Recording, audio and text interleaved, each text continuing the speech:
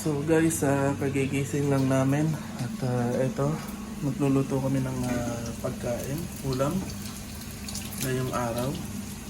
Bale lahat ng niluluto namin ito, yung ulam na yan, bigay lang sa amin ng aming followers sa TikTok. So napakalaking tulong ng TikTok din sa amin at kahit papano may mga nagbibigay ng regalo katulad nito, mga pang-ulam. So, kitang-kita nyo naman, kagigising ko lang. At yun nga, nagluluto kami ni Mrs. ngayon. At isang araw na naman ang lumipas dito sa United Arab Emirates. At ikapitong araw o ikawalong araw. Ikawalong araw na simula nung umatake yung Iran dito. At so far, okay naman. Ang problema nga, yun nga, parang na-stop yung mga hiring. Wala nga yung nag-hiring ng mga company. So, nakikiramdam pa sila kung ano mangyayari. Kasi may mga, may mga drone pa, may mga missile pa na pumapatak. So, pasalamat kami at may mga follower kami sa TikTok na nagbibigay sa amin ng suporta. Yung iba naman, tinutulungan ako maghanap ng trabaho. Pero sabi ko sa kanila, ako, naghahanap na ako ng trabaho. Ang kailangan ko yung connection. So, yun ang dito yung uso ngayon yung connection. Kailangan may connection ka sa loob para maipasok ka sa trabaho. So, yun ang the best way na paraan para makapasok ka dito sa trabaho. Okay? So, si Sky tulog pa habang kami tinutulungan ko si Mrs. na nagluto. Total naman pag Sabado at Linggo, walang opisina, so hindi rin ako makakapag-send through online.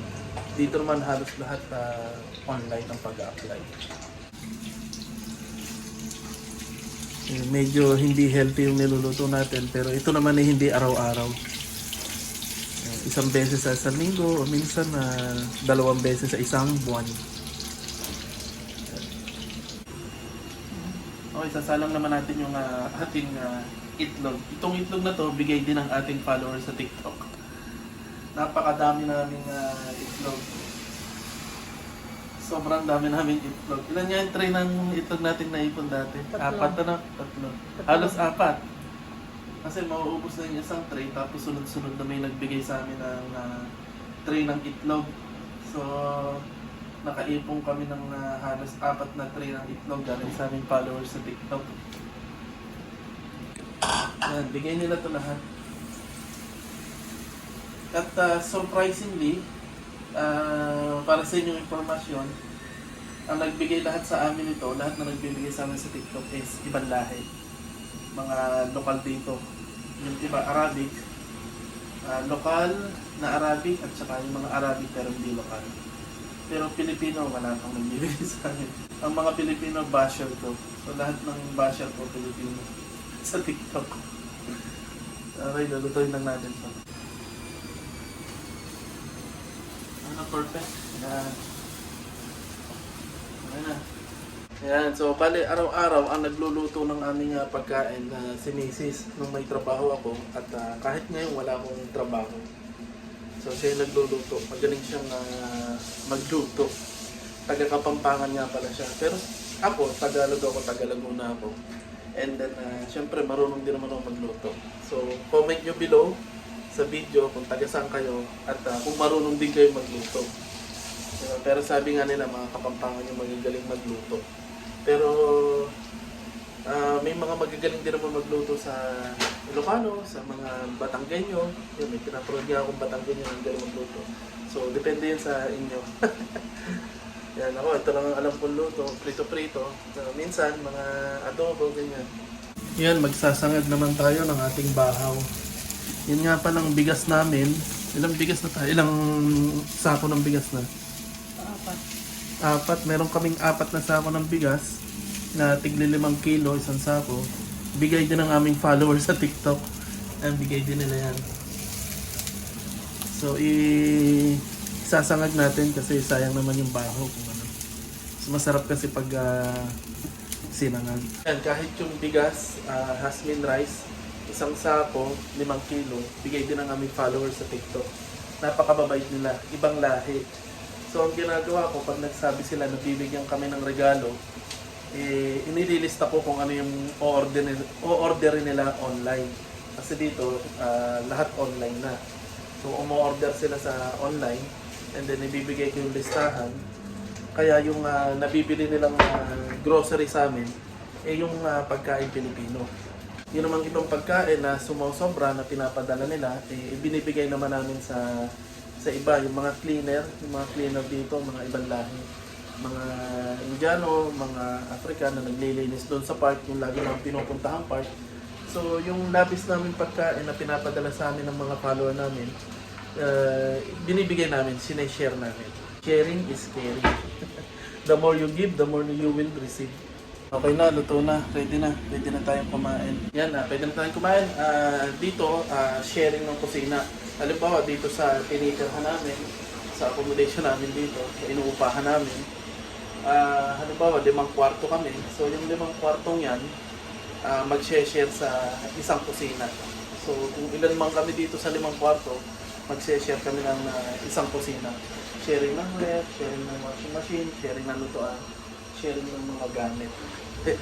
Ilan ba tayo dito sa mahigit kami 10. Kasi depende sa laman ng isang kwarto. Minsan yan, hindi kami nagkakakitaan. Lahat kami dito halos hindi magkakakilala sa mukha at sa pangalan lalo, hindi kami magkakakilala. Kasi syempre lahat busy sa trabaho. Pero ngayon ako tambay, misis ko tambay, kaya lagi kami nandito. Pero pag may trabaho na kami, hindi rin kami nagkakakitaan dito. Kasi mga may trabaho, busy. Kalimitan ganun dito pag nakatira sa flat o dito sa abroad, ganun. Minsan lang magkakitaan kahit gano'ng kadami kayo sa kwarto o sa flat. Bihira din kayo magkakakitaan o bihira kayo magkakakilala kung tutuusin. Okay, so kakain na kami maya-maya at naglalaban lang si Mrs. Pero yun, sa Sky Club pa. Okay, yun. So guys, ready na ang aming pagkain. Si Sky tulog pa. Yan. So halos, ito, hindi halos pero lahat. So lahat ng itong gamit namin, pagkain, canned goods, lahat yan, soft drinks, bigay ng aming followers sa TikTok. Itong aming kama, bigay ng aming followers sa TikTok. Lahat yan, nasa ibabaw na yan. Mga gamit, bigay ng aming followers sa TikTok. Itong ref, bigay ng aming followers sa TikTok. Yan, may mga gamit pang malalaki, hindi namin nasa-set up kasi hindi kasya sa kwarto. Bigay ng aming followers sa TikTok. Ito, aparador na malaki. Ito, salamin na malaki. Ito, drawer na malaki. Salaminan. Yan. Bigay ng aming followers sa TikTok. So, ganitong kaliit lang yung kwarto namin. 1,300 dirham kada buwan. Magkano yun sa Pilipinas? So, ang binabayaran namin dito monthly is 1,300 dirhams. Kung ang palitan ngayon sa 1 dirham is 15 pesos. So, 19,500 kada buwan. So, imagine niyo 19,500 kada buwan ang binabayaran namin sa maliit na kwartong to. Bali, hindi naman to halos kwarto parang partition lang to na malaki. Okay, kasi yun lang ang kaya ng budget namin. Kasi nga maliit yung sahod namin. At ngayon, nawalan pa ako ng trabaho. Pero yung mga malalaking sahod na kabayan dito, magaganda yung bahay nila. Kita nyo naman yung sa kapatid ko, napakalaki ng nila, sarili nila yung flat. Yan, at napakalaki ng flat nila. Yung mga malalaking sahod dito, magaganda yung kwarto, malalaki yung kwarto, kompleto gamit. Pero kami, kailangan namin magtiyaga dito. And hopefully, kung maging maganda yung kapalaran natin dito, di lipat tayo sa mas maganda, mas maluwag para mas komportable si Sky. Yung ano ko, yan, tulog pa siya. So, yan, wala kaming lamesa. Dito kami kumakain sa baba. Yan. So, diyan kami kumakain, umuupo. Dito na rin kami umuupo sa kama. Walang upuan, walang lamesa. Yan, ganito yung buhay namin dito sa ibang bansa. Kain na tayo, kumuha na ako ng kanin. Ayan.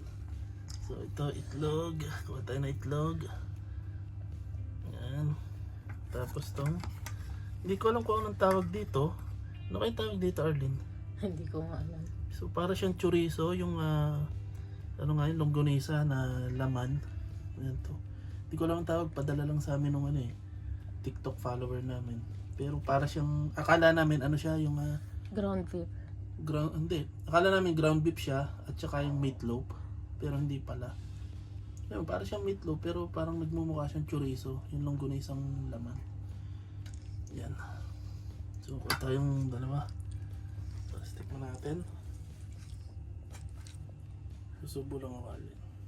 Okay na. Itlog. So ito yung pagkain natin yun. Bali, kung kumain kami dito, isang beses lang sa isang araw. Okay na, the whole day na itong kain namin na to. Okay. Diyan lang namin magaling si Sky. Kain na rin siya mamaya. Yan guys, gising na si Sky. Hi Sky, good morning. Say hi. Sky, hi ka muna sa kanila. Sky. Hi. Guys, nagising na si Sky at alam niyo kung bakit siya nagising. Kasi nag-alarm na naman yung cellphone namin. Nag-hazard na naman. May warning na naman na may missile. So, hindi pa rin tapos. Ngayon ay Sabado, March 7, alas 10 ng umaga dito sa Abu Dhabi, UAE. United Arab Emirates. Ayan, nagising yung anak ko kasi nag-warning lahat ng cellphone dito na may missile pa rin na parating. So, bad news pa rin, lalo na sa sitwasyon ko na naghahanap ng trabaho, visit visa. Ayun, rinig na rinig, may sumabog.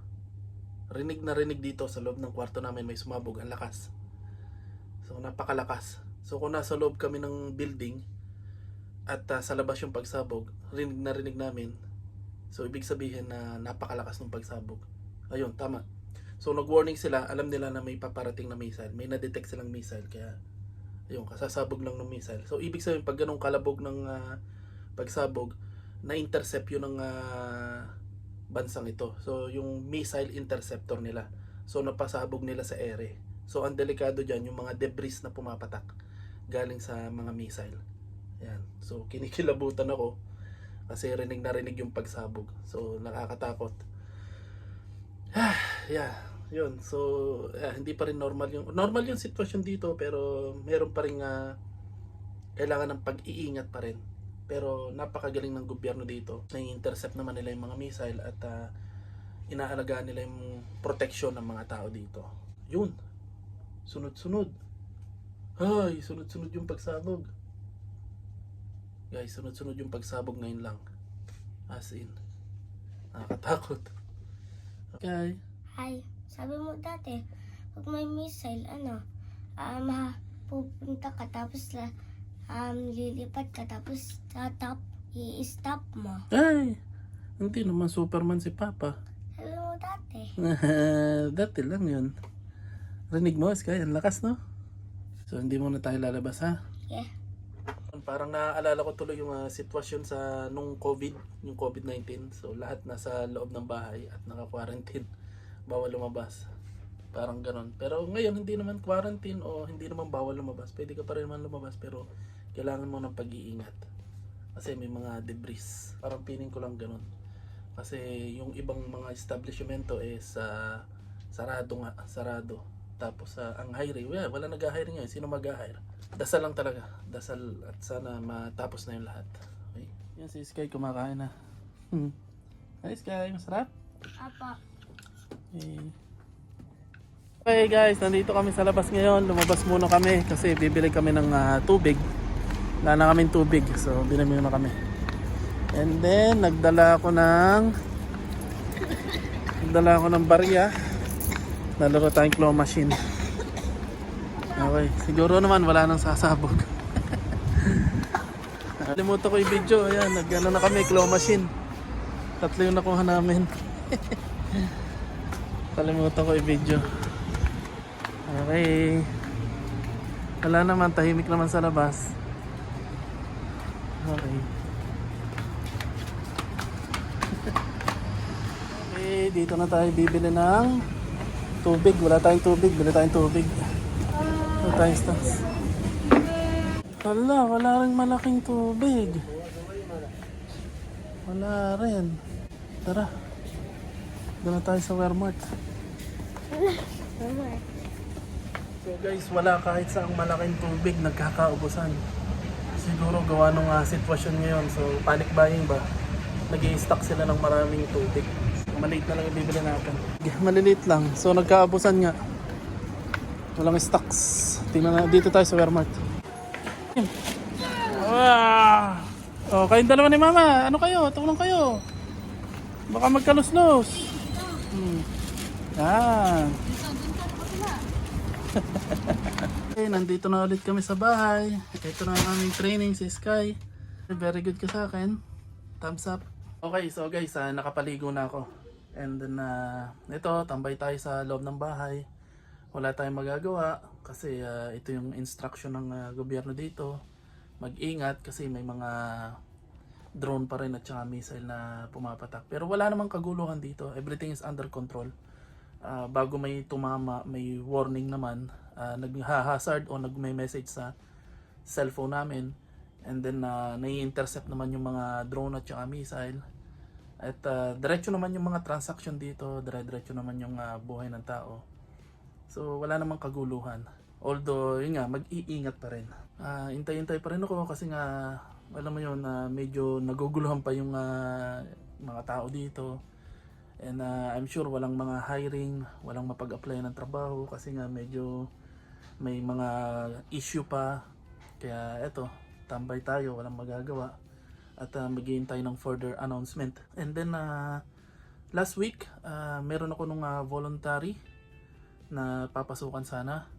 At voluntary yon, walang bayad for 200 hours. Akin ang pamasahe, akin ang pagkain. Pero nung pumunta ako doon, Pilipino yung nag-entertain sa akin. And then Becky siya. At I'm not sure matatawagan ako doon kasi marami na akong experience pag ang HR o ang manager is Becky, napakahirap. Hindi naman ako against sa mga LGBTQ at hindi naman sa ayaw ko sa kanila. Pero based on my experience, napakahirap pag bakla yung manager at saka HR. Basta mahirap nang sabihin pero hindi ko ma-explain, pero napakahirap pag kapwa kabayan mo tapos Becky. Napakahirap nila. Masarap silang kasama sa trabaho. Pagkasama mo sila tapos staff sila, kasi sila funny, yung palabiro at saka nakakatawa. Pero yung pag manager o yung HR, kagaya nila, mahirap. Ewan ko, basta based on my experience lang. Hindi ko na inaasahan yon yung voluntary na yon na posibleng ma-hire ako. Kasi nga, kabayan. So, at puro negative yung mga sinabi niya sa akin. And then, yun. Hindi ko na lang ikukwento. So, hopefully, matapos na tong issue dito sa Iran. At maging open na lahat, back to normal. And then kasi kailangan ko nung magka-visa kasi pag na-expire ulit yung visa ko, exit na ulit ako. So kahit mahirap ang pag-exit, ang problema nito yung pera. So magastos. Another bayad sa visa, another bayad sa ticket pag-exit. Tapos yung bayad pa namin sa rent ng bahay. Tapos si Sky nag-aaral, bayad pa. Pagkain, walang problema, madaling diskarte yung pagkain. Pero yung mentally, yung time pressure ka. Kasi gastos at nauubos yung araw mo sa visa. So kailangan talagang magka work visa o residence visa. Pray lang at hopefully maging maayos na yung problema ko dito. Okay? So yung misis ko nag-aantay pa rin. Yan, hindi pa rin dumadating yung kanyang schedule para sa medical at saka yung pag-umpisa niya sa trabaho kasi nga siguro I'm sure gawa ng mga issue dito kaya pending pa rin. Pero at least I'm sure 90% naman dire-diretso na siya. Okay? So thank you very much at pa-subscribe na lang po sa aking channel and then panoorin nyo pa rin po yung mga luma kong video para masubaybayan nyo kung paano kami nakarating dito at yung mga buhay-buhay ko dati dito. So see you na lang sa susunod na video and bye bye, God bless po.